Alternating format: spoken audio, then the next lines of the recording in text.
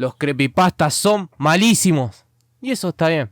Si alguna vez leíste uno, sabes que arrancaban siempre igual. Era un día normal como cualquier otro, pero no le di importancia.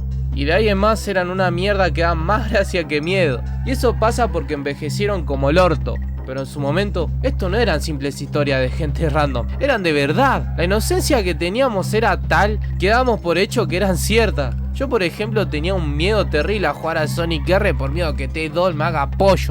¿Pero esto realmente es así? Esto es a grandes rasgos lo que se dice hoy por hoy de los creepypastas. Así que, veamos. Ya sea Jeff the Killer, Slenderman, Sonic.exe, no eran memes, eran leyendas urbanas verídicas. Y los youtubers de momento nunca te decían esto pasó de verdad, pero tampoco lo desmentían. Te dejaban esa duda y ahí estaba la magia, el boca en boca. Hasta que llegó Dross. Ignorando lo que contiene la bebida, el señor Stewart le escupe a su hijo las siguientes palabras: paga tributo al macho alfa de la casa, pequeño vividor. Esto no lo vas a encontrar en ningún registro oficial. Capaz es solo una sensación mía. Pero después que narró el creepypasta de los Rugrats, toda la gente, específicamente en Latinoamérica, empezó a tomárselo menos en serio. Porque la cantidad de memes que salieron a partir de ese momento fue abrumadora. Pero vamos a remontarnos más o menos al año 2012. Ese año salió el famoso Slender The 8 Pages. ¡Ay, concha de tu madre! ¿Qué fue eso por la puta de tu madre? Y ahí cambió todo, porque no solo fue uno de los primeros juegos basados en un creepypasta, sino que también desató la moda de los youtubers gritando frente a una cámara por culpa de los infames jumpscares. Incluso me atrevería a decir que el juego de Slender fue el que hizo que todo el mundo le preste un poquito más de atención a esto. Dicho sea de paso, esto también ocasionó que la mayoría de influencers reaccione, hable o juegue los juegos de creepypasta de ese entonces. Precisamente en 2012 justo salieron muchísimos juegos en muy poco tiempo, gracias al boom de Slender podría decirse también. Su importancia va más allá de una moda pequeña en una comunidad de internet. Fue clave para los videojuegos indie, haciendo que muchas compañías empiecen a prestarle más atención a este tipo de títulos. Y esto va de la mano a que precisamente en ese momento en el que estaba pasando todo esto, el mainstream en general, ya sean películas o videojuegos, está en un momento de mierda. Puede que el motivo principal sea que las compañías que mandaban a hacer estas películas simplemente no se calentaban y mandaban a hacer una peli que fue popular hace muchísimo tiempo y la mandaban a hacer un supuesto remake o un reboot con una calidad mediocre tirando a malo, por no decir que era una mierda. Pero eso no quita el hecho de que la gente estaba cansada de tanta mierda y se puso manos a la obra y creó sus propias historias, donde el foco principal era hacer una leyenda urbana, ya sea de un videojuego o de una serie cualquiera, y hacerla pasar por verídica. Todo esto nace un image board llamado Something Awful, una página parecida a Foro Coches o Reddit, que por alguna extraña razón que desconozco, para poder registrarte tenés que garpar $10 de una. Rarísimo. Este sería un lugar donde se compartirían historias o relatos, por lo que tengo entendido. Un usuario crearía Slenderman, y esto iría de la mano de fotos montadas donde se mostraban una figura extraña en la presencia de niños, las cuales hacían pasar por reales. Para. Esto ya se contó miles y miles de veces en YouTube, debe haber millones de videos. Partamos de la base central del video, y es el impacto que estos creepypastas tuvieron. Sin temor a equivocarme, los creepypastas en este lado del charco, más específicamente en Latinoamérica, tuvieron su auge gracias a un programa que te permitía tener una voz que narra mejor que cualquier niño latinoamericano con un micrófono de 2 pesos. Entonces Ming le dice a Gohan que si quiere comer, y Gohan con una voz muy siniestra y expresiva le dice: cállate puta. Sí. Estoy hablando del Loquendo. Esta herramienta fue clave para la popularidad no solo de los creepypastas, sino del internet latinoamericano. Todo esto en una época muy salvaje del internet. Acá está el inodoro que habla. En la que la mayoría éramos chicos o también gente que quería caerse de risa con un programa que hacía. Yo era más de los chicos, me acuerdo. Era tal mi inocencia que pensaba que Loquendo era una sola persona en muchísimos videos. Es muy gracioso que esto sea así, más si tenemos en cuenta que la mayoría de los videos con Loquendo populares eran así. La leyenda cuenta que el Leatherface se estaba masturbando cuando se le cayó su motosierra encima de su polla y se la cortó. Muy enojado, salió con su motosierra y dijo que si él no tenía polla, nadie iba a tener polla, y empezó a cortar pollas a lo loco. Sí.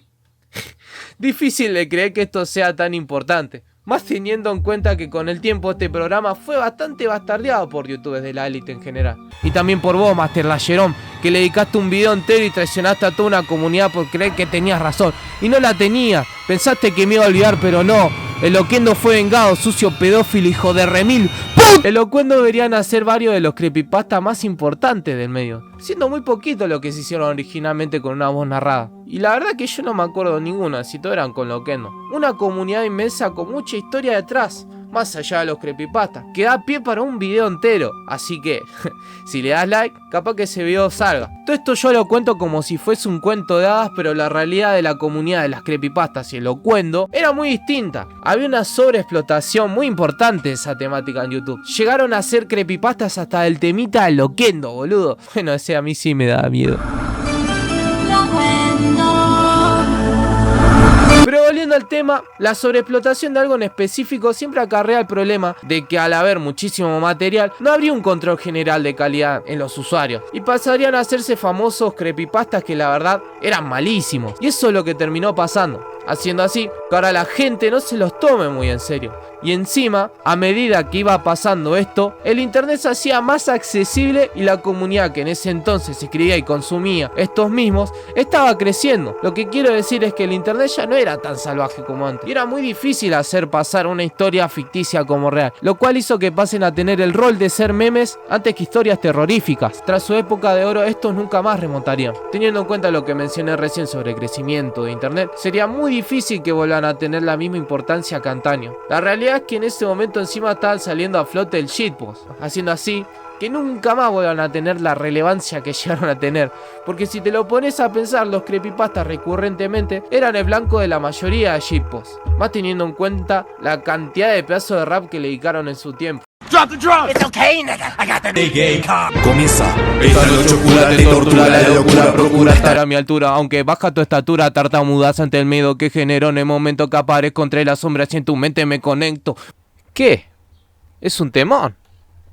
A día de hoy se podría decir que la relevancia que tienen es muy moderada. Canales como Tealchemi 174 o mi compa Nicolás Loquendero nunca se rindieron con los mismos y siguieron sacando contenido creepypasta, y la verdad es que no le da para nada mal. Yo considero que los ARG son una evolución de los creepypastas en sí, pero la verdad es que son algo muy distinto. Los ARG son en parte el esfuerzo de la gente por aparentar que realmente piensan que es real para poder seguir viendo más de las ocurrencias del autor del ARG en cuestión, haciendo así que las creepypastas sean algo que nunca más se va a repetir dadas las circunstancias del momento, y también en parte porque salieron a flote en un momento en que la comunidad latina de internet estaba en pañales. Se creía todo lo que encontraba en internet.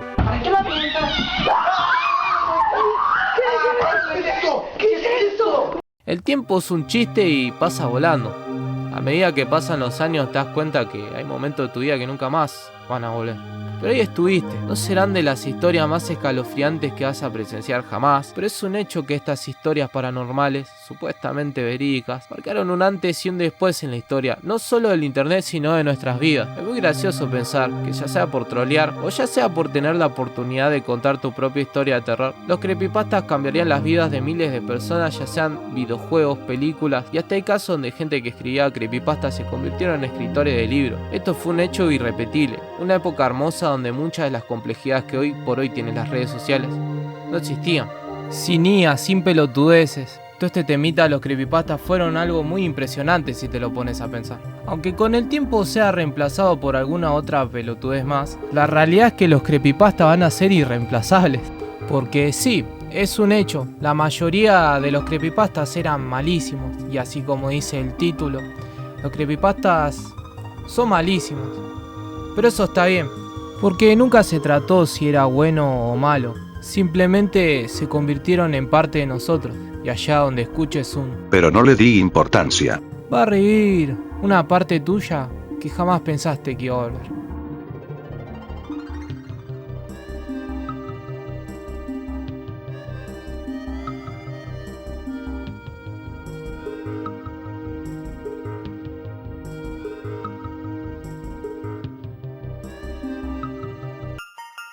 Hola, Jeff.